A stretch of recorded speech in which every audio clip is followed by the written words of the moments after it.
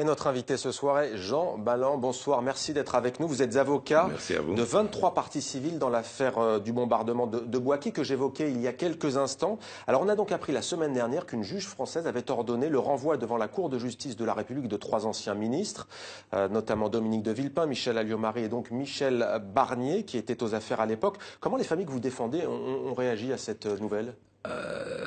J'espère que très bien. Bon, j'en ai eu beaucoup d'elles au téléphone, d'autres je les écris. C'est une très longue bataille. Ça dure depuis 11 ans. C'est pas un aboutissement parce que l'affaire n'est pas finie.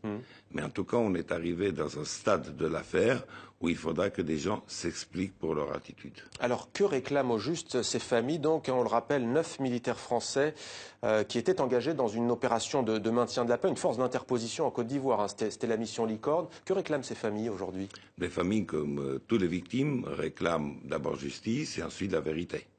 La vérité dans cette affaire-là a été empêchée, mais d'une manière constante, bien calculée, bien orchestrée, comme dit la juge d'instruction. C'est ça qu'ils réclament. Mais pour avoir une justice, il faut connaître la vérité. Je ne sais pas si on va connaître toute la vérité. De quoi soupçonne cette magistrate les trois anciens ministres que je viens de citer? C'est pas question de soupçonner, parce que maintenant c'est démontré. Ce dossier-là, il est très long, il s'est développé petit à petit, pierre par pierre. Maintenant, il y a une profonde conviction que, d'une manière, j'emploie le terme, de la juge orchestrée, ces hautes autorités de l'État, ils ont tout fait pour qu'on puisse pas interroger les coupables, qu'on puisse pas les arrêter, que la justice ne puisse pas faire son devoir, que les magistrats qui étaient en charge de cette affaire-là n'aient pratiquement aucun élément pour pouvoir avancer l'enquête, alors que tout aurait pu être fini en 2006. Les coupables que vous évoquez, ce sont ces 2 pilotes biélorusses? Les exécutants que j'évoque, c'est ces 2 pilotes biélorusses.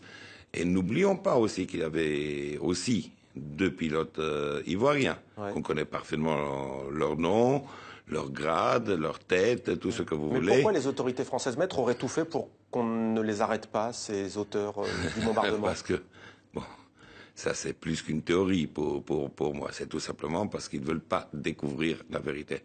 Ils ne veulent pas que la justice découvre la vérité. Mais quelle vérité? On sait pertinemment que c'est pas Gbagbo qui a ordonné ce bombardement. Ok, il n'avait ni aucun intérêt, ni peut-être les moyens, d'accord. On sait pertinemment maintenant que vous savez, comment, au début, c'était une hypothèse que j'ai eue. Ensuite, une théorie. Maintenant, ça s'est transformé petit à petit en fait. En fait, 16 000 pages de dossier, vous savez, et vous découvrez des choses. C'est mon avis à l'heure actuelle. Je n'ai pas la démonstration, je ne peux pas la faire, mais c'est pour ça que je voudrais savoir que ces ministres s'expliquent. Que ce bombardement fut un prétexte pour pouvoir se débarrasser de Gbagbo. Disons que le dossier le démontre à 99%. Mais vous parlez même d'un coup monté? Ben, quand je dis un prétexte, c'est un coup monté. Un coup monté. Mais qui a ordonné ce coup monté, on ne le sait pas. Mais pourquoi on ne le sait pas? Parce qu'on a empêché ceux qui l'ont exécuté de parler. Et ceux qui ont ordonné cela, selon vous, pensaient que le camp militaire était vide à ce moment-là, c'est cela ou... Pas exactement ça. Mais les morts n'étaient pas prévus. Disons que ça, ce fut le début de l'affaire. C'est comme ça que j'ai commencé à me poser des questions. L'endroit principal qui a été bombardé était supposé être fermé pour inventaire. Jusqu'à maintenant, je ne sais pas, et personne ne sait qui a donné l'ordre et pourquoi et comment. On ne le sait pas. Mais il était supposé être fermé pour la seule fois dans l'histoire de ce camp des Français.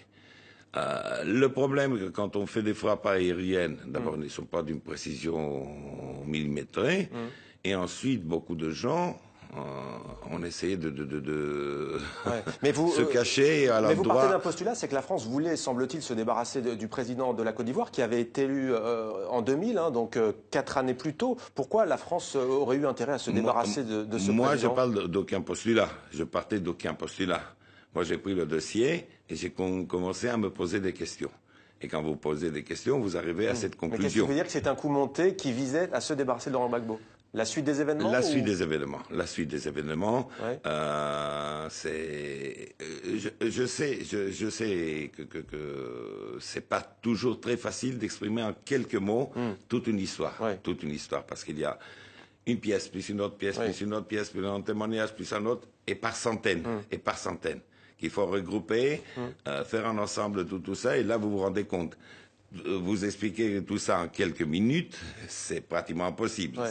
Est-ce que vous parlez d'une affaire d'État aujourd'hui, vous, Maître Balland? C'est sûrement une affaire d'État. C'est sûrement une affaire d'État. Quel intérêt? Quel intérêt? Ça, c'est une question de logique. Même plus de droit, mais plus de rien du tout. Quel intérêt des ministres faire tout leur possible pour que la justice ne puisse pas travailler? Aucun intérêt si c'est pas une affaire d'État. Prenons l'américain, cet humanitaire. Est-ce que les États-Unis font pression dans cette affaire ou pas? J'en sais rien, mais ça c'est un truc très curieux. C'est une inconnue encore? C'est une autre... c'est une inconnue. Cette victime-là n'apparaît pas une seconde dans le dossier. Vous connaissez les Américains. Vous connaissez les familles, les avocats américains. Vous pensez que ça s'est joué à l'amiable en catimini? Ça s'est joué à l'amiable et très vite en catimini, parce que je pense qu'ils ne voulaient pas du tout avoir des avocats américains dans ce dossier.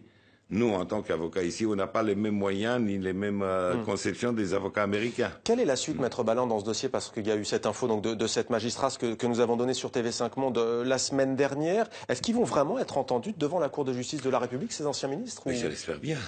La procédure est lancée. La procédure est lancée. Moi, je me méfie quelque part aussi de l'attitude de certains magistrats de haut niveau, qui à deux reprises dans le passé ont empêché pour des motifs complètement aberrants. Je ne vais pas rentrer dans tous les détails, mais j'ose dire que c'était carrément par copinage, pour ne pas dire que par bêtise. Mais c'était parce que n'oubliez pas que ce sont des gens très importants. Surtout Aliou-Marie qui a été garde de Sceaux, etc., qu'ils ont nominé certaines personnes à des postes clés. Évidemment, évidemment. Merci beaucoup, Maître Balland, d'être venu sur le plateau de 64 minutes sur TV5 Monde. Merci à vous.